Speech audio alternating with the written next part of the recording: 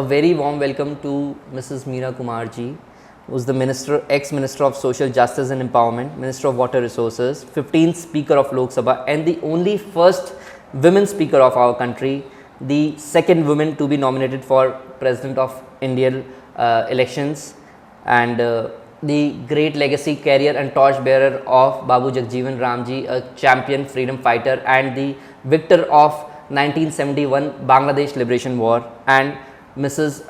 Indrani Jagjeevan Ramji, a freedom fighter. Ma'am, welcome on our show Decoding Elections. Thank you so much. Thank you so much for interviewing me, and my greetings to the viewers. Ma'am, आपको एक बात नहीं पता है कि ma'am आप और मैं हम दोनों ही एरीज़ हैं. आपका बर्थडे 31 मार्च का है और मेरा 29 मार्च का है. Oh, how nice! So मुझे लगता है it will be a very good interview with you, and we are presenting the questions that we have from all our viewers. Ma'am, you introduced the women chamber attendants in the Lok Sabha, and then ma'am 7 years back you had a vision that you said Punjab needs a Dalit chief minister, and those visionary things that you have implemented in Lok Sabha also, that came very true. So I wanted to congratulate you when, you know, up till last year back we really had a Dalit chief minister, and there are similarly many more things that you said, forecasted, and that happened. I'm so glad, because I really feel about certain things, and when they come true, they happen, then I feel very happy about it. And I always keep praying that the weakest and those who are marginalized should be center stage, and when that happens, it's a moment to rejoice for me and for the country. Ma'am, क्योंकि आज 6 जुलाई बाबू जगजीवन राम जी की death anniversary है, ये बहुत लोग नहीं जानते हैं. मैंने 1971 वॉर के लिबरेशन, बांग्लादेश लिबरेशन वॉर के इंटरव्यूज़ पढ़े बाबू जगजीवन राम जी के, और उन पर कई शॉर्ट रील्स बनाई. ठीक है, तो उनमें से ये जो आइडिया कॉन्सेप्ट जो सर्जिकल स्ट्राइक वाला है, तो I felt somewhere Babu Jagjivan Ram ji did it for the first time when he said that aggression का ये मतलब नहीं है कि हम we will push them only till our land, we will push them till their land. That's why Indian Army at that time visited in Bangladesh and stopped the aggressor at their source. तो ये vision बाबू जगजीवन राम जी का अब तक शायद किसी को नहीं पता था कि he gave this idea of pushing the aggressors back to where they belong, and अब जाके ये सर्जिकल स्ट्राइक के रूप में आप कह रहे हैं कि we will go in their land. But defensive does not mean that Very if true. our country is attacked, The 71 I will war, fight only on the clouds of border the or war on my were- soil. or, Defense on the means Indian certainly horizon. I will push Then the my aggressors. father became the defense And minister. certainly And he when had I a will push very them, I will tough push time, them inside their country. because for the war, our soldiers are trained to sacrifice, make the supreme sacrifice for your motherland. And here they were going to fight for another country, for which they were not prepared or oriented or trained. So he said that this time the war is not going to be on the Indian soil. It will be on the soil of those who are going to attack us. So that had an electrifying effect on our soldiers. And they said, we are going to go there and fight. And when I visited Pakistan, they were telling me, when I was in Lahore, they said, your army had come till here. But let me tell you, we are all very proud of the fact that more than 50 years have happened to that war. And Pakistan has criticized us for so many things. But they have not ever once said that during the 71 war, any civilian, any man, old, young, any child, any woman was ever ill-treated. That's the professionalism and leadership of our Indian Army and its leaders. Yes. Ma'am, क्योंकि आज हम बाबू जगजीवन राम जी की death anniversary पे आपसे वार्तालाप कर रहे हैं उनके याद करते हुए, तो एक छोटी सी कंट्रोवर्सी है कि बाबू जगजीवन राम जी की मृत्यु असल में कब हुई थी, क्योंकि एक कंट्रोवर्सी है, लोग कहते हैं कि वो 4 जुलाई को शरीर त्याग दिए थे, या कुछ लोग कहते हैं वो 6 जुलाई को शरीर त्याग दिए थे. तो रियल डेथ ऑफ एनिवर्सरी कब है बाबू जगजीवन राम जी की? 6 जुलाई। तो ये कंट्रोवर्सी क्यों अरोज हुई थी, कुछ इस पे आप कहना चाहें? ऐसे ही अपने आप हो जाती है। चलो उनका देहांत 6 जुलाई को हुआ था। मैम धन्यवाद ये बात बताने के लिए, क्योंकि सारे प्रेस और सोशल मीडिया पे ये लिखा गया था कि हो सकता है उनकी डेथ एनिवर्सरी 2 दिन पहले हो गई थी और वो 6 जुलाई तक रखी गई थी, पर आपने इस एयर को क्लियर करा और उनके सच में चाहने वाले लोग आज पहली दफ़ा ये बात जान रहे हैं कि जो सेलिब्रेट हो रही है वो रियल में एक रियल डेथ एनिवर्सरी को सेलिब्रेट कर रहे हैं। Ma'am, how do you look up to Babu Jagjivan Ram ji? I mean as the champion of inequality and social justice, or the great Dalit leader, the great freedom fighter, or the great defense minister? How do you look up to him? Please share with us some beautiful memorable moments of his life, because it's his 115th death anniversary. Yes, 35, 37. So he has many facets to him. You know, social justice, you talked of social justice, which is very important, and that is an agenda, that is a very important item of our vision for work that we have to do, is social justice, how to bring about equality in our society. And he worked for it right from his childhood, and very fearlessly. You know, this involves a lot of risk. That aspect is there. Then he became a parliamentarian. In 1936 he contested for the first time after the 1935 Act. So he came unopposed to the Bihar Assembly, and he brought 14 MLAs of his organization, Dalit Varg Sangh, unopposed. So from there he starts his parliamentary career or legislative career, and that is one aspect.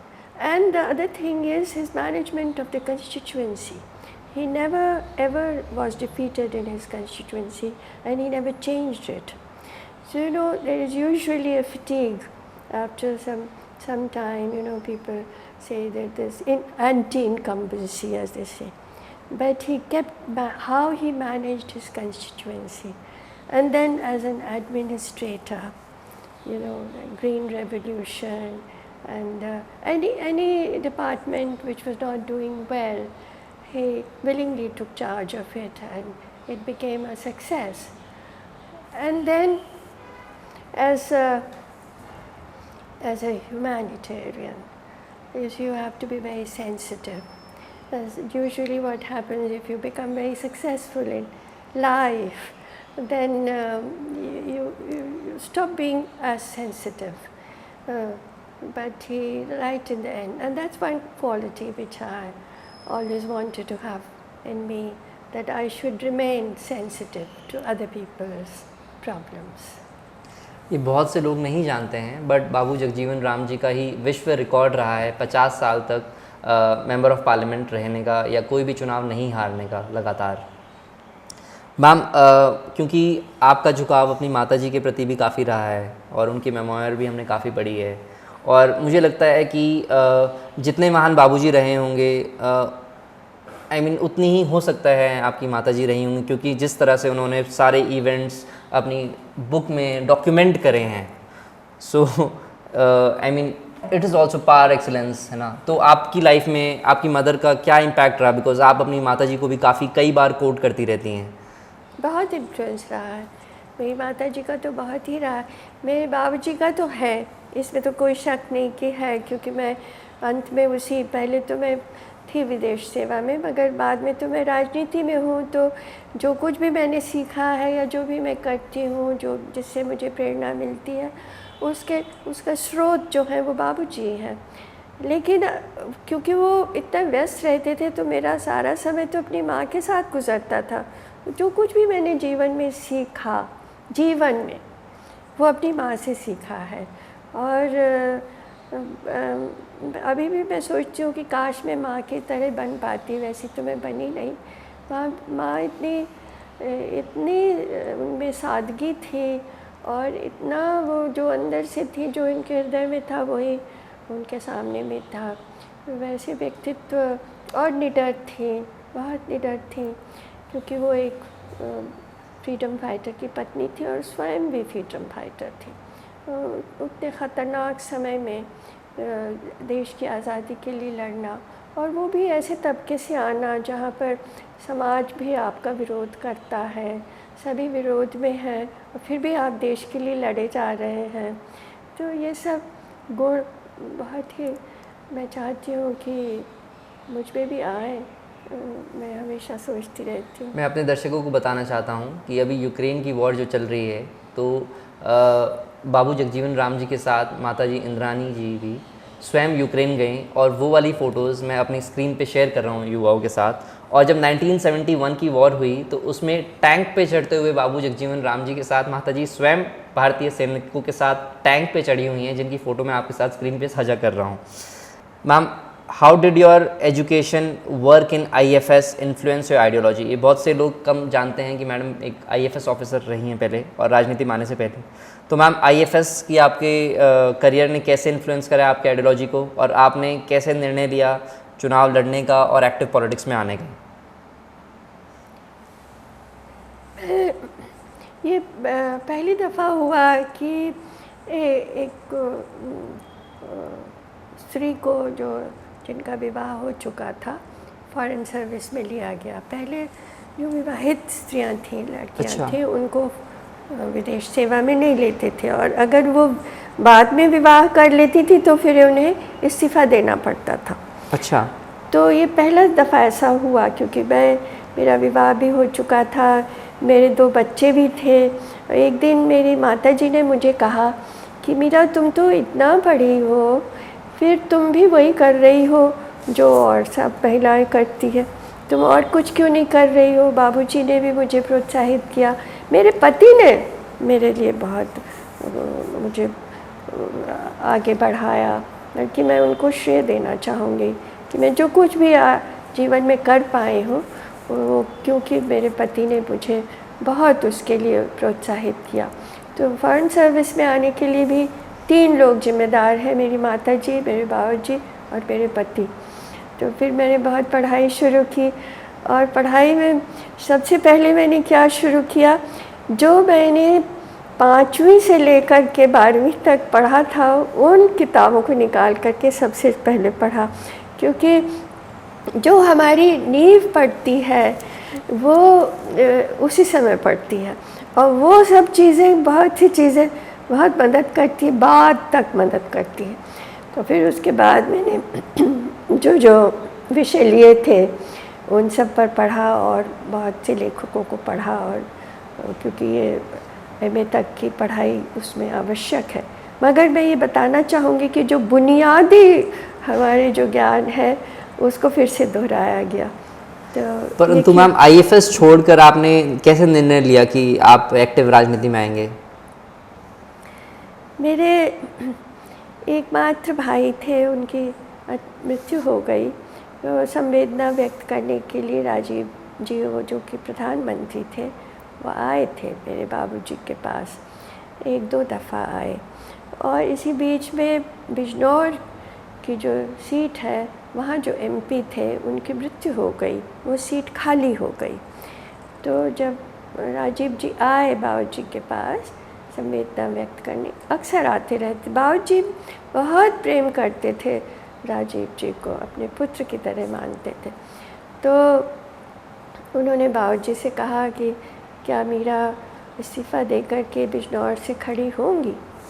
तो बाबूजी उस पुत्र के मृत्यु के बाद बहुत ज़्यादा वो दुखी थे, जो ज़्यादा उन्होंने विचार विमर्श नहीं किया, उसी समय तुरंत कह दिया, और राजीव गांधी को वो बहुत प्रेम भी करते थे, तुरंत कह दिया हाँ खड़ी होंगी।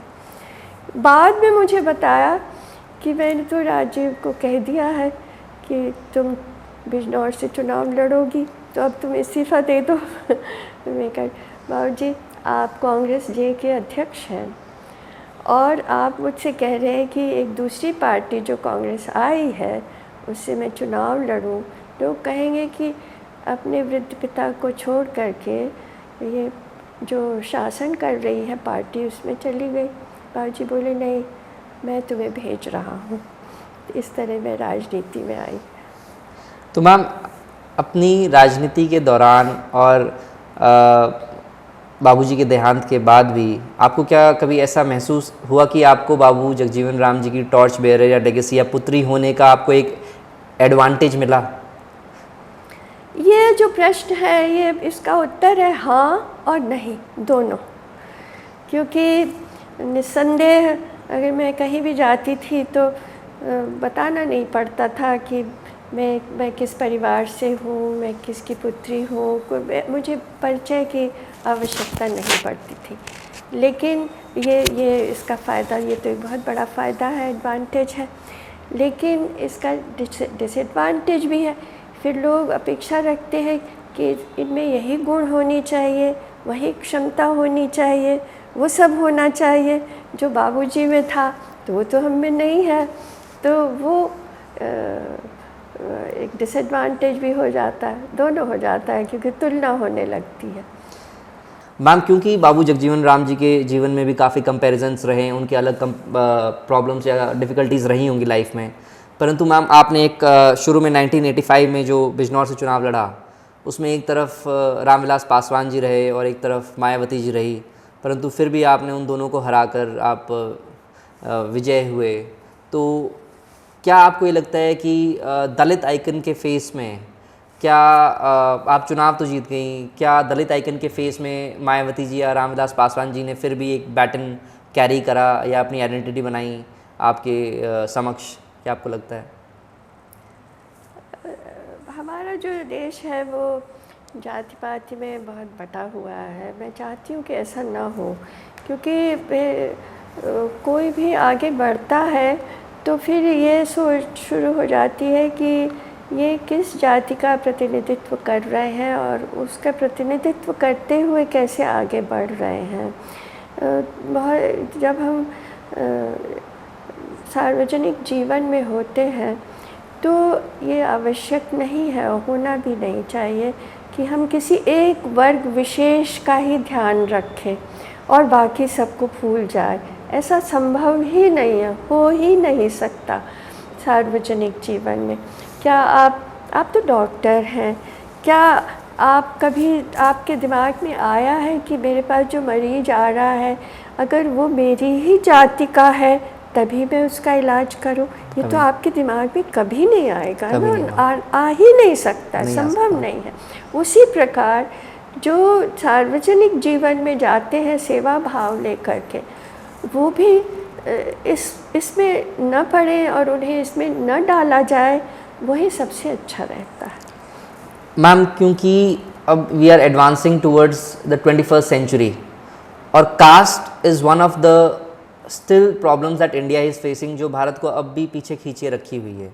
और आप क्योंकि कई बार सोशल इनइक्वालिटी और जस्टिस की मंत्री भी रही हैं और कई बार आप अपनी आवाज़ उठाई है कास्ट डिस्क्रिमिनेशन के बेसिस पे कि ये नहीं होना चाहिए और सब मानते भी हैं, परंतु इसको कैसे रोका जाए? आप कहती हैं कि कई बार बस इसके बारे में बात ही कर देना छोड़ देना चाहिए, परंतु जैसे ही चुनाव आते हैं कास्ट वाली प्रॉब्लम, कास्ट डिस्क्रिमिनेशन वाली फिर जहर पनपने लगता है। परंतु फिर भी हमारे जो नेता हैं उनको उनकी डिज़ायर्ड कास्ट की सीट से या कैंडिडेट्स के खिलाफ या आधार पर ही टिकटें मिलती हैं। तो आपकी क्या राय है, कैसे रोकी जाए कास्ट डिस्क्रिमिनेशन? ये एक बहुत बड़ी विडंबना हो गई है। जो जनतंत्र है वो बराबरी पर आधारित है।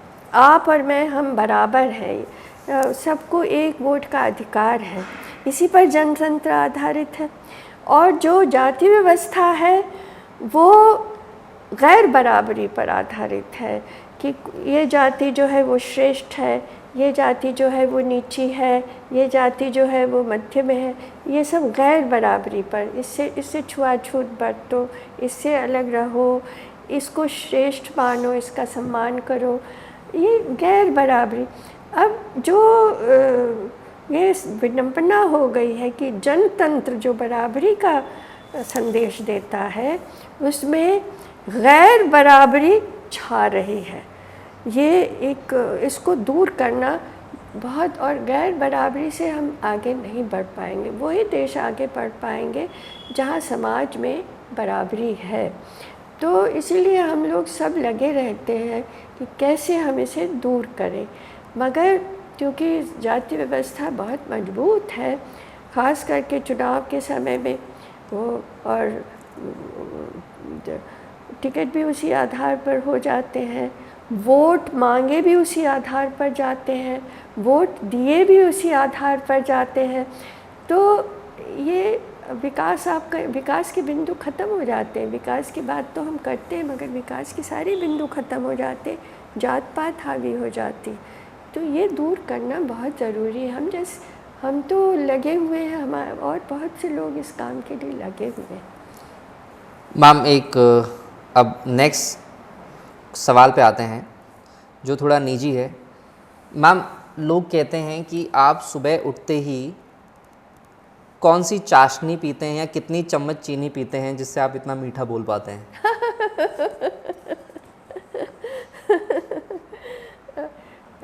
मीठा हमें बहुत पसंद है, मगर आजकल आप तो फिर डॉक्टर हैं, आजकल के डॉक्टर कहते हैं कि चीनी नहीं खानी चाहिए, चीनी गल ठीक नहीं होती है, मैदा नहीं खाना चाहिए, ये चीज़ें बिल्कुल खानी नहीं चाहिए।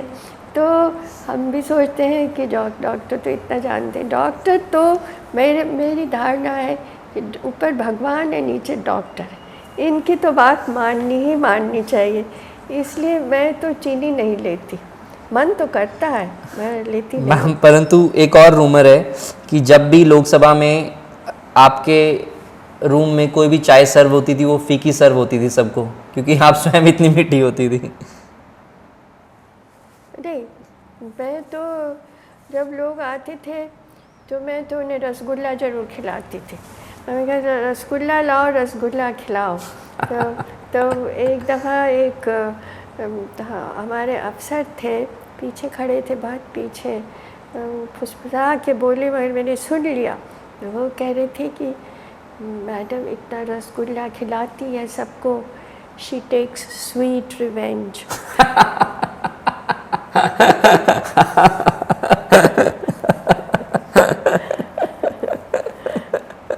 अच्छा मैम, अब क्योंकि सदन चलता है तो सदन पहले जब नहीं चलता था तब खबर बनती थी, अब जब सदन चलता है तब खबर बनती है।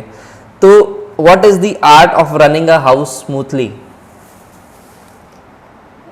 ये तो बहुत मुश्किल सवाल आपने पूछ लिया। तो ये निर्भर करता है, हाँ, जो सदन का जो मन है, उस सुबह आते ही हम ऑफिस में पूछते थे आज कितने एडजर्नमेंट मोशन आए, आज क्या होगा। और जब नहीं आते थे तब मुझे चिंता हो जाती थी कि आज तो एक भी एडजर्नमेंट मोशन नहीं आया, क्या बात है। लेकिन मैं जो मेरे सदस्य हैं सबका बहुत सम्मान करती थी, और लोगों अगर उनकी आलोचना करते तो मैं उसे सह नहीं पाती थी। क्यों? क्योंकि हमारा ही एक देश है, जनतंत्र है, जहाँ पर हर एमपी, हर संसद सदस्य को कम से कम नहीं तो 20 से 23 लाख लोगों के बारे में सोचना पड़ता है। इतना सोचना संभव नहीं है। ये बहुत बड़ा दबाव है उनके ऊपर, और बहुत तरह की मांगें होती हैं, बहुत तरह की ज़रूरतें होती हैं। अधिकांश उसमें होती हैं कि वो कॉन्ट्रडिक्टरी होती हैं। कुछ लोगों को वहाँ सड़क चाहिए, उसी स्थान पर कुछ लोगों को सामुदायिक भवन चाहिए, उसी स्थान पर कुछ लोगों को स्टेडियम चाहिए। ये बड़ा मुश्किल हो जाता है, इतना दबाव। उस दबाव में वो काम करते हैं, और अगर कभी उन्हें उस दबाव में उन्हें ज़ोर से बोलना पड़े या कुछ करना पड़े तो मुझे समझ आता था कि ये कितने दबाव में। कई दफ़ा ये एडमंड बर्क ने भी कहा है कि आप को चुनना पड़ता है कि आपका कॉन्शियंस क्या कह रहा है, आपकी कंस्टिट्यूएंसी क्या कह रही है, आपकी पार्टी क्या कह रही है। और ये हो सकता, कई दफ़ा वो मैं बुलाती थी कि आप इतना शोर क्यों कर रहे हैं, शांतिपूर्वक बैठिए। तो कहते थे नहीं, हमारे लीडर का फ़ोन आ गया है कि तुम वेल में नहीं दिखाई दे रहे हो, शोर नहीं मचा रहे हो, कर क्या रहे हो? मैम क्योंकि आपने वेल का सवाल पूछा है तो सारे लोग ये पूछना चाहते हैं कि वेल में ऐसा क्या है पार्लियामेंट की वेल में कि जैसे ही कहते हैं कि वेल में कोई नहीं जाएगा और जैसे ही वेल में आते हैं तो पूरा हंगामा हो जाता है। वेल में ऐसा कौन सा सोना छिपा है कि वेल में जाना प्रोहिबिटेड है? वेल में तो सोना ही सोना छिपा है। वेल में ऐसा है कि पहले आप वो अपनी बात कहते हैं, फिर उसके बाद दूसरी बात ये है कि ये टीवी लग गया है, टीवी कैमरा जो है वो लग गया है और कंस्टिट्यूएंसी के लोग बैठकर देखते हैं कि हमारे जो एमपी हैं वो हमारी बात को कितनी मजबूती से और कितनी ज़ोर से रख रहे हैं, वो देखते रहते हैं। तो ये अपनी बात रखते हैं अपने चुनाव क्षेत्र की, तो फिर उनको लगता है कि हम शायद टीवी पे इतना नहीं आ रहे हैं, ज़ोर से नहीं कह रहे हैं, तो फिर और ज़ोर से बोलते हैं। फिर भी उनको लगता है कि शायद हम नहीं आ रहे हैं, तो फिर वो उठ के खड़े होकर के वेल तक आते हैं। ये सब भी हो गया है क्योंकि उनको, आप समझिए, बहुत सारे लोग उनसे बहुत सी अपेक्षाएं रखते हैं और टीवी के माध्यम से वो उन पर नज़र रखते हैं, तो उन्हें दिखाना पड़ता है कि हम कितनी ज़ोर से और कितने वेल में आकर के ये सब कर रहे हैं। मैं उनकी आलोचना नहीं करूँगी कभी। परंतु मैम वेल में ऐसा क्यों है, प्रोहिबिटेड क्यों है वेल में आना? मतलब वेल को एक ओपन कर दीजिए ना, सब आए जो सब जाए, ऐसा क्या है वेल में? वहाँ आने का अर्थ है कि आपने, ऐसा कोई अर्थ नहीं है, मगर आपने संसद की कार्रवाई रोक दी है। अच्छा, संसद की कार्रवाई रुक गई। वेल में आए, संसद में तो लोग अपनी बात रखते हैं, अपने स्थान पर खड़े होकर के अपनी बात रखते हैं और सब सुनते हैं। मगर अगर आप अपने स्थान पर खड़े होकर के बात करने के बजाय वेल में आ जाए और सब आ जाएं, तो संसद की कार्रवाई तो रुक गई। मैम अब जब आप पिछले 8 साल की लोकसभा प्रोसीडिंग्स देखते हैं, आपको ऐसा क्या फ़र्क लगता है कि जब आप स्पीकर थी या अब जैसे लाइव चल रहा होता है तो आपको अब कैसा फील होता है लोकसभा प्रोसीडिंग्स देख के या राज्यसभा हाउस को देखते हुए ऑनलाइन? ऐसा है, बहुत लोग मुझसे पूछते थे। मैं एक दफ़ा कैम्ब्रिज ने मुझे बुलाया भाषण देने के लिए, वहाँ भी मुझे ये प्रश्न पूछा गया और भी लोग विदेश में भी पूछते हैं, विशेष रूप से चिंता उनकी होती है कि इतना आपका जो सदन जो है वो हर समय उद्वेलित रहता है, टर्ब्युलेंट रहता है, तो इसका क्या असर पड़ेगा जनतंत्र के ऊपर आपके? तो मैं कहती हूँ कि इसका कोई असर नहीं पड़ेगा। समुद्र में तूफान आता है, फिर थोड़ी देर के बाद शांत हो जाता है, ऐसा नहीं है कि वो शांत नहीं होता। तो ये मुद्दा उठाना है, उनको कुछ बातें कहनी है, वो खुद, अगर आपको 20-22 लाख लोगों की जिम्मेदारी उठानी है, उनके लिए काम करना है, तो कितना तनाव होता है ये समझना चाहिए। तो उससे वो गुज़र रहे होते हैं। तो मगर हमारे जनतंत्र पर कभी कोई असर नहीं पड़ेगा। हाँ, ये ज़रूर है कि हम चाहते हैं कि इस जनतंत्र पर जो ये जाति व्यवस्था हावी हो रही है ये समाप्त हो। मैम क्योंकि पार्लियामेंट मंदिर है हमारी डेमोक्रेसी का और आप उनकी अध्यक्षा रही, तो आप न्यूट्रलिटी कैसे मेंटेन करती हैं? क्योंकि उस टाइम पे एक बार सुषमा जी ने कहा था कि आपने उनकी स्पीच को 6 मिनट की स्पीच को 60 बार इंटरप्ट करा, तो आपका क्या कहना है? वो अब है नहीं, उनकी मैं क्या बात करूं। उनके प्रति मेरे हृदय में बहुत स्नेह हमेशा रहा है। ऐसा है, स्पीकर की कुर्सी पर जब बैठ जाते हैं तो हमें समय की राशनिंग करनी होती है, सबको बुलवाना होता है। 500-550 सदस्य हैं वहाँ पर और मुश्किल से 8-10 घंटे हैं, उसी में बुलाना है। समय तय रहता है, समय से बाहर कोई चला जाए तो दूसरे का समय कट जाएगा, तो ये एक कठिन काम है। तो कभी कभी जैसे आप बहुत चाहते भी हैं ना, उसे भी आपको कहना पड़ता है कि अब बैठ जाओ, दूसरे को बुलाना है।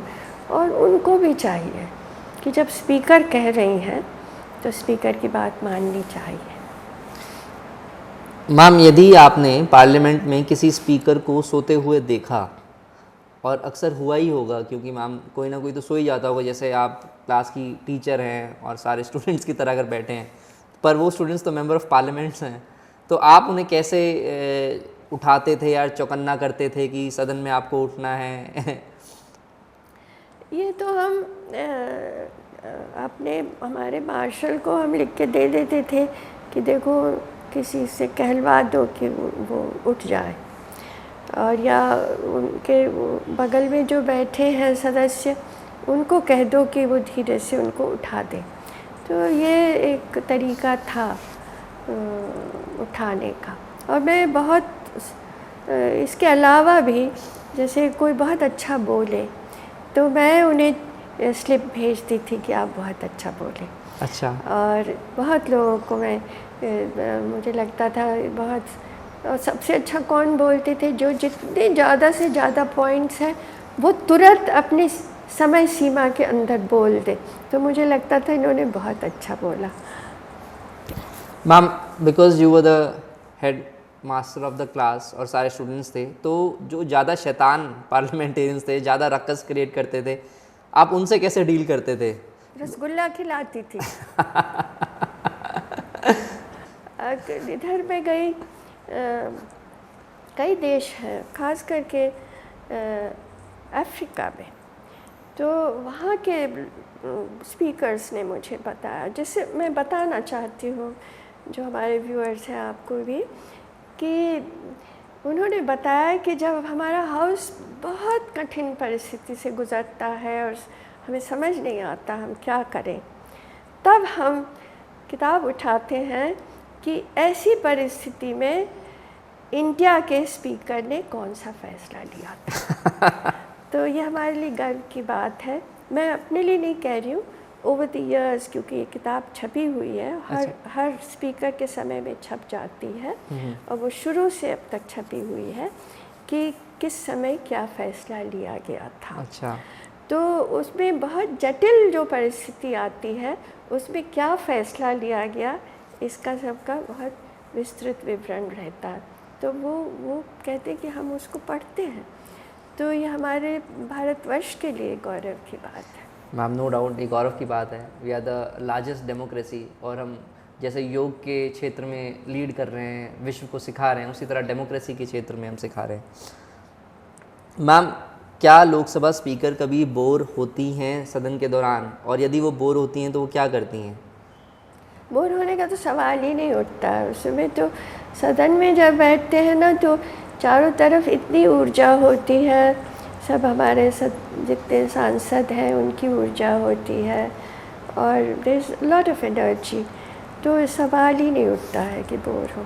मैम, एक व्यूअर्स का डाउट है कि मैम जो आपके हेडफोन्स हैं, क्या मैम उनमें आप म्यूज़िक भी चला के लगा लेते हैं जब आप बोर हो रहे होते हैं, ऐसा कुछ?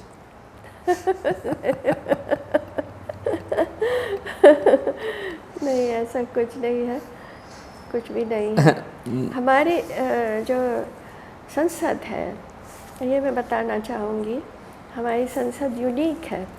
हमारी संसद में 22 भाषाएं हैं, 22 भाषाओं के इंटरप्रेटर्स वहाँ बैठते हैं, और आप उनमें से जो भाषा बोलना चाहें, जरूर हिंदी और अंग्रेज़ी तो आप हर समय बोल सकते हैं, मगर अगर आप तमिल बोलना चाहें, आप असमिया बोलना चाहें, आप उड़िया बोलना चाहें, और जो 22 भाषाओं में से, तो आपको स्पीकर को 2 घंटे का टाइम देना पड़ता है ताकि हम उस इंटरप्रेटर को वहाँ बैठा दें, और फिर आप उस भाषा में बोल सकते हैं। ये एक अद्भुत चीज़ है जो हमारे संसद में है। मैम, धन्यवाद बताने के लिए कि आपके हेडफोन्स में गाने नहीं चलते हैं। अच्छा मैम, ऐसा कौन सा बिल था आपके टाइम पे पास हुआ जो आपको काफ़ी, या तो आपकी मेहनत लगी हो या मोस्ट मेमोरेबल, अच्छा या बुरा कुछ भी हो, पर आपका मोस्ट मेमोरेबल बिल आपके टाइम पे जो पास हुआ, मोस्ट मेमोरेबल बिल? शिक्षा का अधिकार। ओके। हमारे जो बच्चे हैं वो सब शिक्षित हो, ये उन्हें अधिकार है।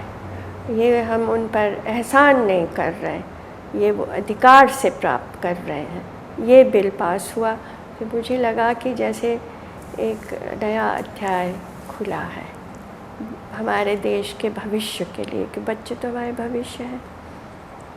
मैम धन्यवाद, ये अच्छा था। मैम क्योंकि आपकी ओबामा के टाइम पे स्पीच बड़ी वायरल हुई थी और यहाँ तक कहा गया था जो मार्शल्स थे आपने काफ़ी कीन इंटरेस्ट लिया उनकी ड्रेस डिज़ाइन करने में, बिकॉज बराक ओबामा आ रहे थे। तो एज अ स्पीकर काफ़ी फॉरेन डिग्निटरीज आए होंगे और दे वांटेड टू सी हमारा हाउस, हमारी डेमोक्रेसी। तो मैम ऐसा कौन सा आपका डिग्निटरी था जो आपको काफ़ी हृदय प्रिय था, जो आपको वो मोमेंट आज तक याद हो, जो आपको बहुत अच्छी हो, पूरे पार्लियामेंट ने ग्रैंडली वेलकम करा हो, ऐसा कौन सा था? वैसे तो बहुत से ऐसे डिग्निटरीज़ हैं जिनसे मैं मिली और बहुत प्रभावित हुई।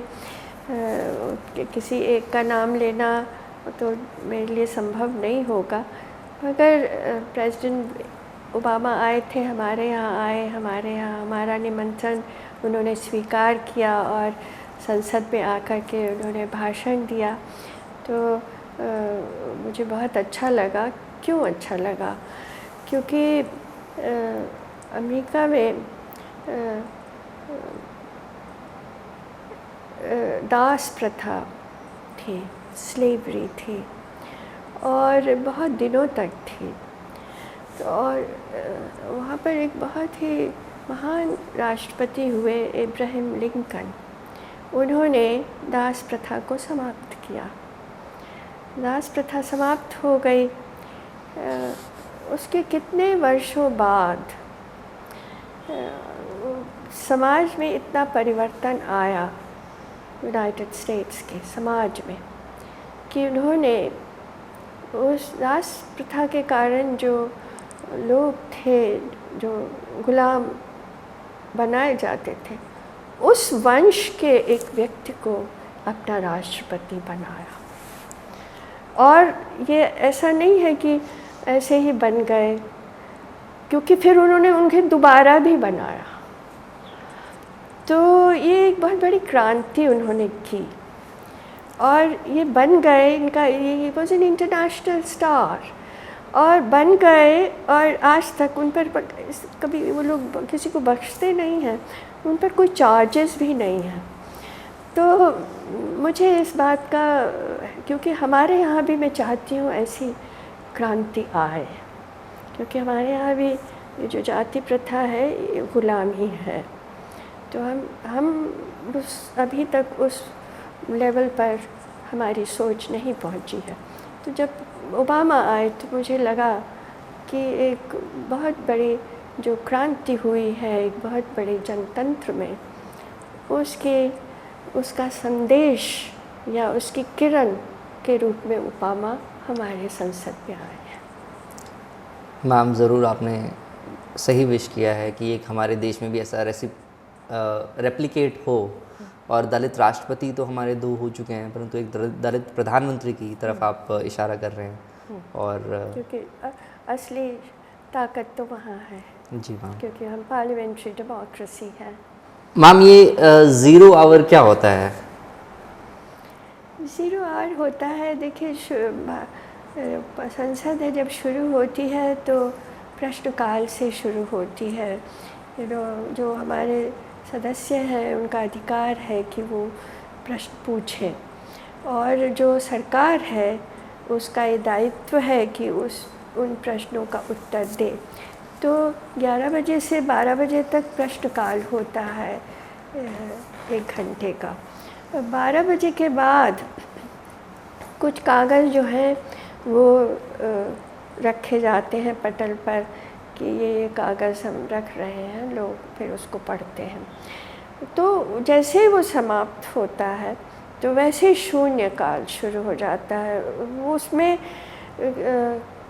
जो हमारे सदस्य हैं वो कोई भी प्रश्न पूछ सकते हैं, मगर क्योंकि फिर 500 साढ़े 500 सदस्य हैं, इतने प्रश्न पूछेंगे तो उसके लिए तो समय नहीं होगा, तो उसको पहले वो आ जाते हैं प्रश्न और उसमें से चुनाव कर लिया जाता है कि 20 प्रश्न पूछें या 30 प्रश्न पूछें, इससे ज़्यादा संभव नहीं है। तो वो चुनाव कर लिया जाता है और उनको कह दिया जाता है आप ये प्रश्न पूछिए। कई दफ़ा जो हम जिनको नहीं चुन पाते हैं वो कहते हैं कि आपने हमें क्यों नहीं चुना है, तो हम उनको भी मौका देते हैं कि आप भी पूछिए। और ये इस बात पर ज़्यादा बल रहता है कि ज़्यादा से ज़्यादा प्रश्न पूछें, मगर मंत्रियों को उसका उत्तर देने का कोई उनके ऊपर उत्तरदायित्व नहीं होता है, सिर्फ वो प्रश्न पूछते हैं। मैम, प्रो टर्म स्पीकर क्या होता है? और प्रो टर्म स्पीकर, क्योंकि स्पीकर तो सबको पता है, पर प्रो टर्म स्पीकर क्या होता है? स्पीकर का चुनाव होता है जब नई नई पार्लियामेंट बनती है, लोकसभा बनती है चुनाव के बाद, आम चुनाव के बाद, तो फिर उसके बाद सबको शपथ दिलाना होता है, सभी सदस्यों को शपथ दिलाया जाता है।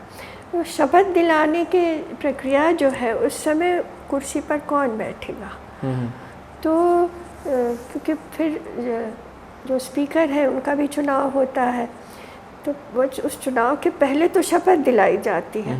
उस समय जो सबसे ज़्यादा वरिष्ठ हैं संसद में वो देखा जाता है कि कौन सदस्य सबसे ज़्यादा समय तक सदन में रहे हैं, उम्र के हिसाब से नहीं, कितना समय उन्होंने गुजारा है संसद में। तो जिसने सबसे ज़्यादा समय गुजारा है उनको उनसे अनुरोध किया जाता है कि आप यहाँ पर बैठिए और यहाँ प्रिसाइड करिए जब ये शपथ हो रहा है इसमें, जब तक कि दूसरे जो चुने हुए स्पीकर यहाँ पर न बैठे। एक दफ़ा मेरे पिताजी भी प्रोटेम के स्पीकर बने थे। अच्छा, I am good to know it. Ma'am, life के क्या चेंजेस रहे स्पीकर बन के हटने के बाद या उसके दौरान? क्योंकि मैम ह्यूमन भी इवॉल्व करते हैं with power, position, with experience. तो आपको कैसे लगा आपकी लाइफ चेंज हुई स्पीकर बन के या वर्क करके, इतना टीडियस काम करके? जब मैं स्पीकर बनी तो सब लोग ये कहने लगे कि महिला स्पीकर है। दो चीज़ कहने लगे, दोनों आइडेंटिटी से संबंधित है, मेरे जन्म से संबंधित है कि मेरा जन्म किस जाति पे हुआ है और मैं स्त्री हूँ। ये दोनों these are all related to your birth. तो मुझे ऐसा लगा कि इस पे मुझे और भी आयाम जोड़ने चाहिए, और वो आयाम ये है कि मैं करके दिखाऊं कि मैं मेहनत कर सकती हूँ और मैं भी सक्षम हूँ, इसके लिए मैं प्रयास करूँ। तो ये always there that I should add value to the position I have. Ma'am, परंतु आपका जो स्टाइल है वो काफ़ी फेमस हुआ और उस पर एक सॉन्ग भी बना हुआ है। मैम, अगर आपकी अनुमति हो तो मैं आपको और अपने दर्शकों को वो गाना सुनाना चाहता हूँ जो आपका काफ़ी मशहूर हुआ है।